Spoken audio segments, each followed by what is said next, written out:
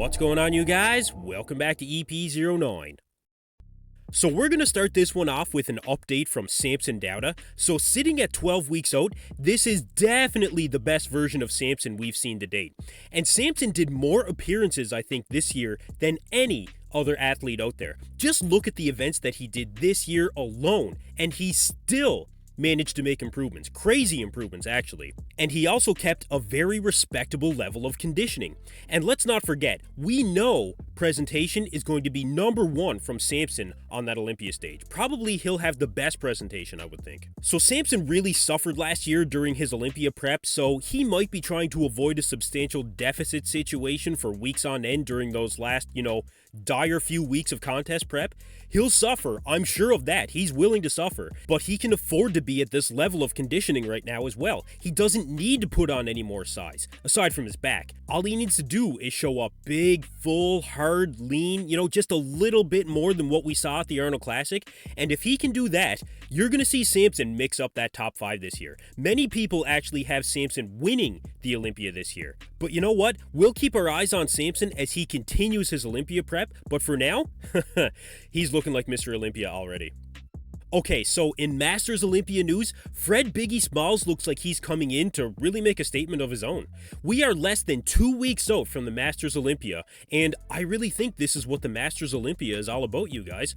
Fred is really showcasing that hard, grainy, dense muscle that I think is going to be what separates the top guys at the Masters from the rest of the pack. We won't expect to see a ton of muscle like we would in the Open, but Fred actually has great size here, great balance from what we can see, and his muscle does actually look pretty fresh for a Masters competitor. So you know what? I'm actually looking more and more forward to the Masters Olympia as we get closer. You guys let me know in the comments below where you think Fred Biggie Smalls will land in that Masters Olympia lineup. So next up, we have a pretty interesting bodybuilder competing in the 212 in Texas this upcoming weekend.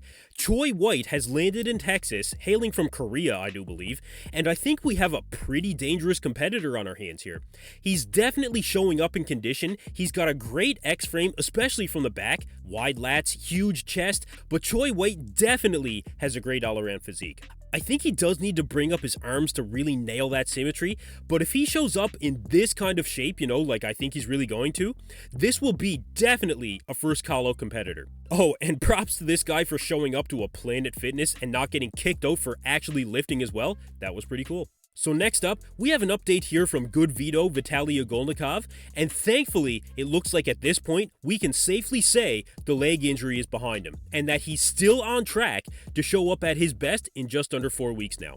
It looks like GoodVito went back to hitting the front double bicep with the elongated midsection, and I actually really think he looked better in this shot when he was crunching down on his abs. He was getting some posing tips when he released this clip back around mid-June, but you know what? Regardless of that, his conditioning does look on track, but I do think he's going to have a hard time beating Regan Grimes at the Yamamoto Cup, or even Nathan Diasha for that matter.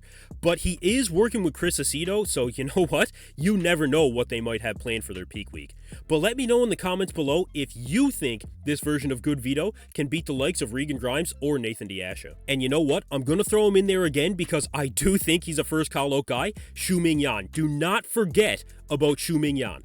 Okay, so last up for you guys, Brett Wilkin appeared in a recent guest posing this past weekend at the NPC Colorado Cup, and Brett actually went all out with the pro tan for this guest posing, which you don't often see, so we get to see just that little bit more insight on how Brett is really looking when it comes to being on a bodybuilding stage. And Brett is looking to be in comparable condition to some of the other guys we've seen at 12 weeks out of the Olympia. Derek and Samson might be a bit sharper at this point, but 12 weeks is plenty of time to shred down, of course. Brett looks very well balanced in this guest posing. The legs look improved for sure, I think. The back shots looked really good, but if I really had to say anything about this guest posing, I really think that he could have kept better control of his midsection. That's the only thing I can really pick apart here. Now, I am confident that the midsection will be dialed in come the Olympia, but Brett definitely still has a ways to go in his contest prep. Like I said, it's nothing to worry about this far out, especially given the level of conditioning and the way his midsection looked at last year's Romania Muscle Fest, but we'll keep our eyes open for future updates from the Butcher. Anyway, that's it for me in this video, you guys. Thank you for tuning into EP09. Be sure to like and subscribe.